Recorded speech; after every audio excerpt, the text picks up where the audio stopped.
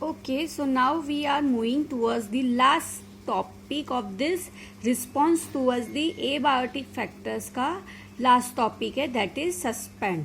ठीक है, अभी इसमें सस्पेंड मतलब क्या होता है कि पर्टिकुलर कुछ टाइम के लिए अगर हमारे नहीं मतलब कि जो इस ग्रुप में आएंगे, ठीक है, वो लोग की अगर बॉडी की कुछ एक्टिविटी पर्टिकुलर टाइम के लिए वो लोग स्टॉप कर देते हैं.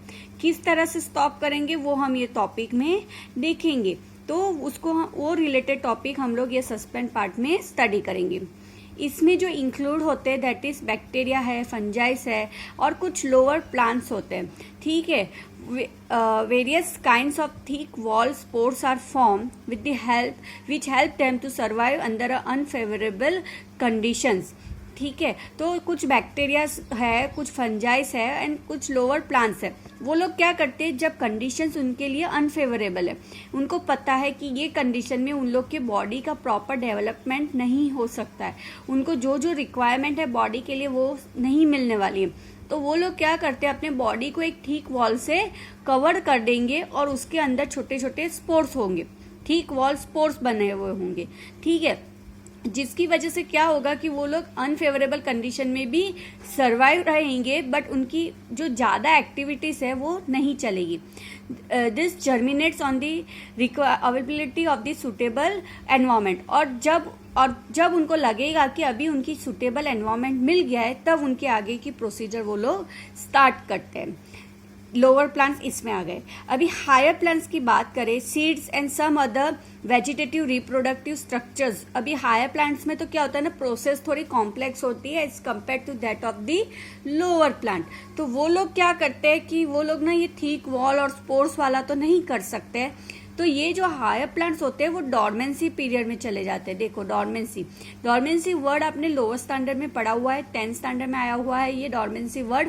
डॉर्मेंसी मतलब क्या होता है, आई एम रिपीटिंग अगेन, कि है ना, उसमें पर्टिकुलर टाइम के लिए प्लांट अपनी सारी एक्टिविटी स्टॉप कर देता है.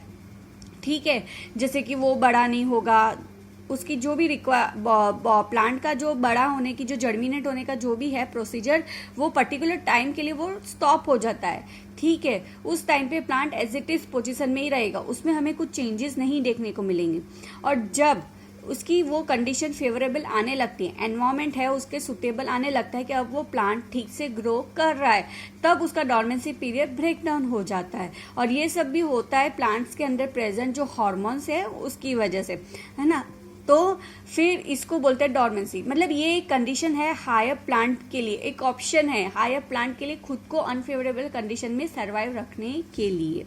ठीक है, अभी हम एनिमल्स की बात करें तो इन एनिमल्स में भी कुछ एनिमल्स ऐसे होते हैं जो हाइबरनेशन एंड एस्टिवेशन की प्रोसेस को एडप्ट करते हैं. ठीक है, अभी हाइबरनेशन क्या होता है, जो विंटर स्लीप भी बोलते हैं, एंड एस्टिवेशन को हम समर स्लीप भी बोलते हैं. ठीक है, तो यहाँ पे हम देखेंगे organism is enable to migrate. अभी कुछ ऑर्गेनिज्म, जैसे कि हमने आगे जो माइग्रेट वाले टॉपिक में स्टडी किया कि बर्ड्स है ना वो माइग्रेट कर जाते हैं कि यहाँ का टेम्परेचर अभी सुटेबल नहीं है, एटमॉस्फेयर सुटेबल नहीं है, तो वो लोग कोई और जगह पे माइग्रेट करते हैं टेम्पररी बेस पे, फिर वापस वो लोग अपने ओरिजिनल जगह पे आ जाते हैं. पर कुछ एनिमल्स है जो माइग्रेट नहीं कर सकते, उनके पास तो ऑप्शन ही नहीं है कि हम ये जगह को छोड़ के कहीं और जा सके. तो उन लोग के लिए ये कंडीशन है अभी कि वो लोग ये हाइबरनेशन और एस्टिवेशन को एडप्ट करें. ठीक है, तो यहाँ पे एग्जाम्पल दिया हुआ है. मतलब इससे क्या होगा कि पर्टिकुलर कुछ टाइम के लिए वो लोग उससे बच जाते हैं, एस्केपिंग टाइम बोलते हैं. ठीक है, बच जाते हैं मतलब क्या है, वो जगह को नहीं छोड़ेंगे. पर्टिकुलर क्या होता है, कुछ टाइम के लिए वो लोग सो जाते हैं, पर्टिकुलर वो दिन वो लोग सोते रहते हैं, जिसकी वजह से वो टाइम उनका चला जाता है और उनके बॉडी की इतनी कुछ एक्टिविटीज भी नहीं होती है. ठीक है, the familiar case of the bear going into the hibernation during the winter. अभी बहुत ठंड हो रही है ना, तो वो लोग हाइबरनेशन में, विंटर स्लीप में चले जाते हैं. ठीक है, फिर is an example of the escape in time, उसको बोलते हैं escape in time. And some snails and fish. अगर हाइबरनेशन का एग्जाम्पल आपको पूछे ना तो you have to write about the bear, and aestivation का एग्जाम्पल पूछे देन स्नेल्स एंड फिश होते हैं जो समर स्लीप में चले जाते हैं। मतलब समर स्लीप में क्या होता है, स्लीपिंग मोड में चले जाते हैं या फिर ना कुछ शेडी या मॉइस्ट जगह पे जाके वो लोग बैठे रहते हैं। कुछ एक्टिविटीज, कुछ उनकी बॉडी का इतना मेटाबॉलिज्म प्रोसेस कुछ इतना चलता नहीं है, ठीक है। To avoid the summer related problem, heat and desiccations. Under unfavorable conditions, many zooplankton species in lakes and the ponds are known to enter the diapause, a stage of suspended development. मतलब क्या होता है कि ये time पे उनका इतना कुछ बॉडी में पर्टिकुलर टाइम के लिए वो लोग स्टॉप हो जाते हैं, मतलब उनकी बॉडी की इतनी एक्टिविटीज नहीं होती है, ठीक है। तो इसको हम बोलते हैं diapause, a stage of the suspended development. Okay, तो इतना हो गया। अभी यहाँ तक का टॉपिक मैंने कवर कर दिए। यहाँ तक के टॉपिक के रिलेटेड क्वेश्चंस मैं आपको दूंगी, वो आपको कंप्लीट करने रहेंगे, ठीक है, जो एग्जाम पॉइंट व्यू इम्पॉर्टेंट है। तो यहाँ तक के टॉपिक के क्वेश्चंस मैं बाद में फोटो प्रिंट डालूंगी। ओके, तो अभी आप यहाँ तक के ग्रुप, यहाँ तक का जो हमने स्टडी किया उसमें हमने बहुत सारे इंपॉर्टेंट टर्म्स स्टडी किए, जैसे कि स्टेनोथर्मल किसको बोलते हैं, ठीक है, यूरोथर्मल किसको बोलते हैं, स्टेनोहेलाइन किसको बोलते हैं, ठीक है, यूरोहेलाइंस किसको बोलते हैं। तो ये सब इंपॉर्टेंट टर्म्स है जो आपको करने रहेंगे। ये आपको पूरा चार्ट ऐसे ग्राफ दिया होता है और आपको यहाँ पे पैटर्न यहाँ पे बोला, ये लाइन किसको इंडिकेट करती है, कन्फर्मर्स को, ये लाइन किसको इंडिकेट करती है, रेगुलेटर्स को, ये लाइन है पार्शियल रेगुलेटर्स को इंडिकेट करती है। ये सब आपको करना रहेगा। होम्योस्टेसिस की डेफिनेशन अगर पूछे then you have to write, आपको पूरा एक्सप्लेन करना रहेगा। कितने मार्क्स में पूछते हैं वो डिपेंड है, ठीक है।